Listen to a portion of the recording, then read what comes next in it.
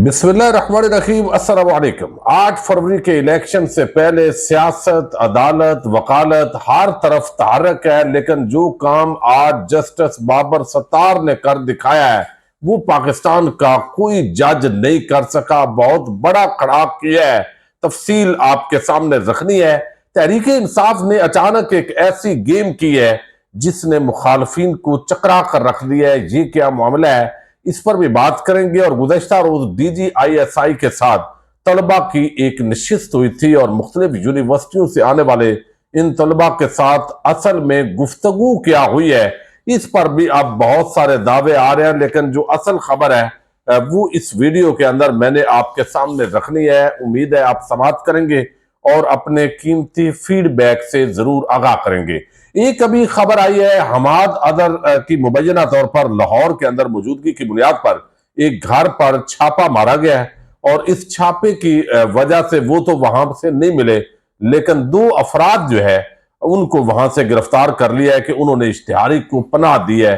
ये उन पर इल्जाम जो है वो लगाया गया है। अब दूसरी तरफ जो है वो आप देख लें कि पूरे पंजाब के अंदर दफा 144 नाफद है।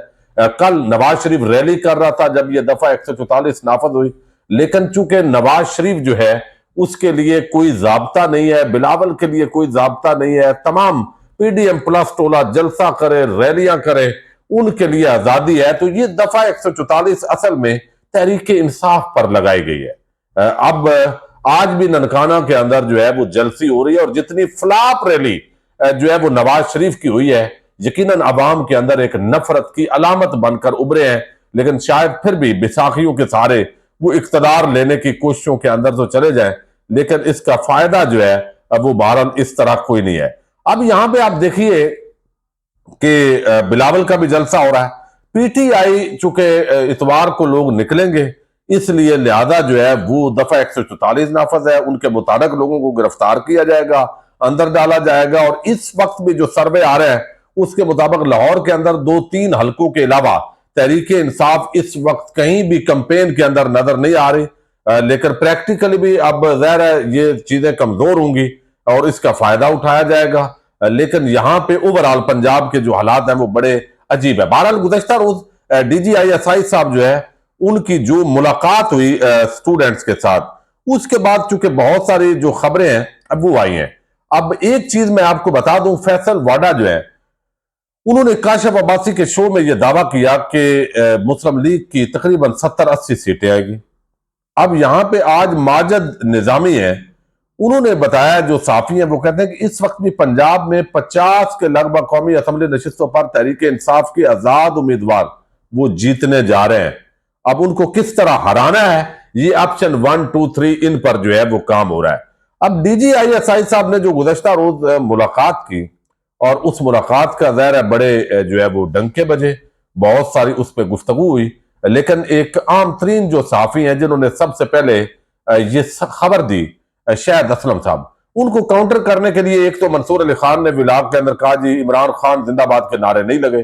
फिर एक फैक्ट चेक लगा के ये एक जो है वो स्टोरी की गई, वी न्यूज जिसका मालक ना मालूम है, लेकिन नून लीग के और ताकतवर हलकों के वहां लोग जमा है तो वो वहां पे वो होते हैं। और बहुत सारे तो नून लीग के यानी वो बहुत करीबी लोग हैं वो होते हैं। उन्होंने कहा फैक्ट चेक, ये नारे नहीं लगे, ये इतनी निश्चित हुई, सवाल जवाब, लेकिन बात उनके पास कोई नहीं है। लेकिन अभी तक इनकार जो है असल में नहीं आ सका। बहरहाल दोनों सूरतों के अंदर ये अप्रिशिएटेबल है अगर DGISI साहब स्टूडेंट्स के साथ आते हैं। मुख्तलिफ यूनिवर्सिटीज थी, उसके अंदर Punjab university, GC university, Minhaj university, फिर लम्स यूनिवर्सिटी और इसके साथ UET लाहौर, कुछ और यूनिवर्सिटीज जो हैं उनके स्टूडेंट्स इसके अंदर मौजूद थे। अब वहां पे जो मजीद इसके अंदर असल बात आई है वो मैंने आपके सामने रखनी है। वो है सियासतदानों की करप्शन और हमारे फौजी भाइयों के कारोबार और जनरल बाजवा के असासे। इस पे ज्यादा बात नहीं हुई, ये भी वहां पे सवालात हुए हैं।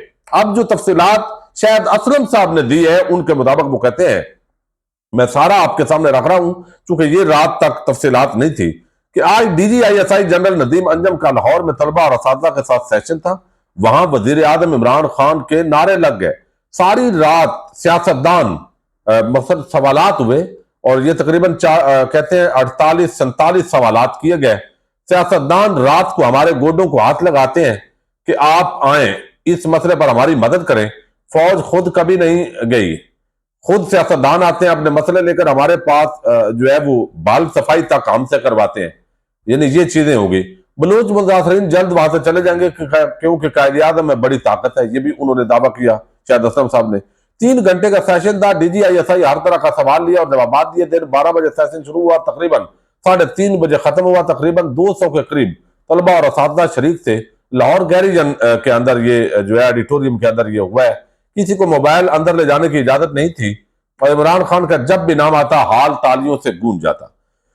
तलबा तलबात की DGISI से तालीम, सेहत, रोजगार, करप्शन, मिसिंग पर्सन, अदलिया, मईशत, इन तमाम मौजूदात पर गुफ्तगू हुई है। मुझसे सिक्योरिटी के मतलब पूछे, ऐसे करप्शन के जब सवालात हुए तो DG साहब ने कहा, ये शाहिद असलम साहब का दावा है, वो कहते हैं मुझसे सिक्योरिटी से मतलब पूछे, ऐसे सवाल जब सियासतदान आपके पास आते हैं तब उनसे पूछे। DGISI ने साबिक आर्मी चीफ जनरल बाजवा और उनके खानदान के अरबों रुपए की जायदादें बनाने के मतलब छपने वाली खबर के मतलब भी सवाल किया कि इस पर आप क्या वजाहत देंगे। अहमद नूरानी, इस पर उन्होंने बजाय इसके कि वो जवाब देते, उन्होंने कहा अहमद नूरानी कहाँ है, वो पाकिस्तान में इधर बैठकर ये कर रहे हैं, उधर बैठ कर कर रहे हैं, उन्हें पाकिस्तान में होना चाहिए। भाई कैसे होना चाहिए जब इस तरह का एक पॉलिटिकल वर्कर जो है वो चैन के साथ वोट देने के लिए घर नहीं बैठ सकता DG साहब। तो अहमद नूरानी तो इतनी बड़ी स्टोरियां करने वाला इन्वेस्टिगेटिव जर्नलिस्ट है, तो वो पाकिस्तान में आप उस बेचारे को घर कैसे रहने देते। अजीब। बहरहाल ये भी है। DGISI जो है उन्होंने काला पेंट कोट और स्काई ब्लू शर्ट जेब तन की हुई थी। तलबा तलबात और छात्रा को सुबह 9 बजे फोर्ट्रेस स्टेडियम इकट्ठे होने का कहा गया। मुलाकात से पहले किसी को नहीं बताया गया था कि सेशन किसके साथ होगा। DG लेट पहुंचे, जिसका उन्होंने बताया कि धुन थी। आप हैरान होंगे, DGISI खुफिया एजेंसी का सरबराह आपके दरमियान मौजूद है। मैं आपके तमाम सवालों का जवाब दूंगा। इमरान खान से मतलब पूछे गए एक सवाल के जवाब के अंदर DG जनरल नदीम अंजम ने कहा कि इमरान खान की वजह से मुल्क में सियासी कल्चर तबाह हो गया।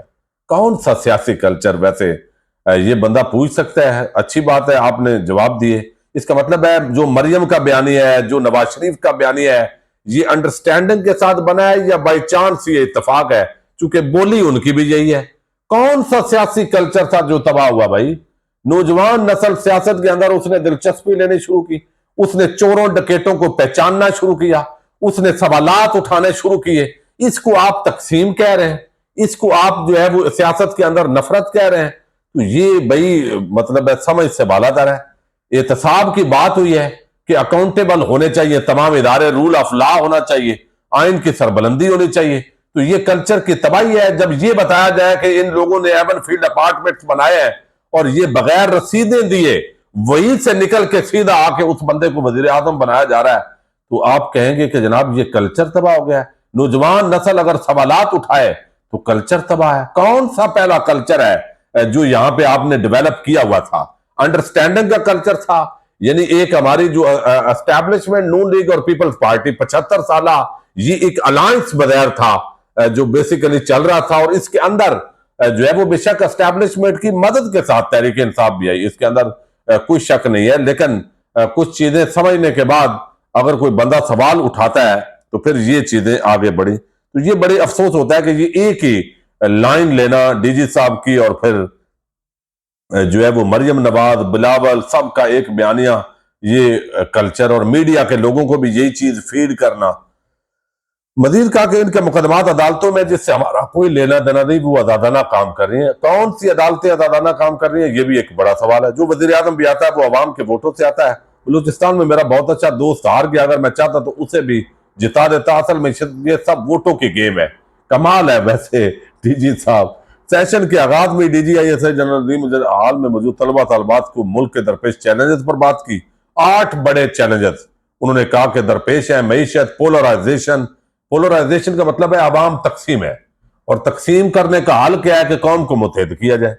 अब तकसीम किसने कर दिया जी? इमरान खान ने। हम मुतहद कर रहे हैं। भाई आप तो पहले ही सारे मुतहद हैं, यानी हमारे ताकतवर हल्के और PDM प्लस टोला, आप तो मुतहद हैं। तो अवाम दूसरी तरफ है, तो आप भी तो अपनी कोई हार माने ना, यानी आप तो सब कुछ नहीं है ये तो माने। Polarisation, long term strategic policies का ना होना, सॉफ्ट स्टेट, दहशतगर्दी, बढ़ती हुई फेक न्यूज, जमहूरी रवायात का ना होना और एस्टेब्लिशमेंट। DGISI ने ग्रैंड नेशनल डायलॉग पर जोर दिया है। बैरूनी से ज्यादा अंदरूनी खतरात हैं और 60 कारोबारी जो इदारे चला रही है फौज, उस पर भी सवालात किए गए। सारी वीडियो मेरा ख्याल है इसी के अंदर जा रही है। बहरहाल ये जो है वो शाहिद असलम साहब मजीद इसकी जो तफसीलात हैं वो लाए। अब एक बड़ी डेवलपमेंट हुई, आपने देखा कि पाकिस्तान के अंदर जो खबर है इस्लामाबाद हाईकोर्ट से, मैं समझता हूं ये जो आज काम किया है, ये बाकायदा आज ट्रायल शुरू किया है और उसके अंदर जो गवाहान है उन्होंने गवाही रिकॉर्ड की है आज। और वो ये मामला है कि 3 MPO के तहत लगा दें आप शहरयार अफरीदी, शानदाना गुलदार, तो इन्हें अदालत करके बगैर अदालती अहकामात को पांव तले रौंद के उनको गिरफ्तार किया गया। नया 3 MPO लगा दिया गया। पूरे पाकिस्तान के अंदर यही तमाशा हुआ। डिप्टी कमिश्नर के जरिए अब वही लोग जो है उनको RO बना दिया गया और इलेक्शन रेक किया जा रहा है। अब यहां पे जस्टिस बाबर सत्तार साहब ने स्टैंड लिया। उन्होंने डिप्टी कमिश्नर इस्लामाबाद और उनके खिलाफ अदालत अहकामात ना मानने के खिलाफ एक्शन लिया और आज उसकी बाकायदा तौर पर न सिर्फ समात हुई है बल्कि ट्रायल का आगाज हुआ है। और ये एक बड़ी डेवलपमेंट है जिसके अंदर एक पहला जज है पूरे पाकिस्तान के अंदर जिसने स्टैंड लिया है कि ये सरकारी तौर पे जो भी लोग जिम्मेदारियां आइन और कानून के तहत सरंजाम दे रहे हैं वो बदमाश ना बने बल्कि वो आइन और कानून के पाबंद बने। ये मुल्क उनके बाप का या वालदा को जहेज में नहीं मिला बल्कि ये मुल्क जो है वो 22-25 करोड़ आवाम का है और आइन और कानून के मुताबिक चलना है। ये नहीं है कि कोई उनको कहे और वो उनके अहकामात को माने। तो आज जो है वो जस्टिस बाबर सत्तार ने बड़े आम रिमार्क्स दिए। उन्होंने कहा पहली बात समझ लें, केस अदालत को स्कैंडलाइज करने का नहीं बनाया, ये नहीं है। ये तो इन्हें अदालत का केस इंसाफ की फराहमी में रुकावट का है, ठीक है। तो इन्हें अदालत है लेकिन जो हुक्म दिया उस पर अमल नहीं किया बल्कि आपने रुकावट डाली है और आप अदालत को नंगे हुए हैं सीधे। ये केस है आप पर।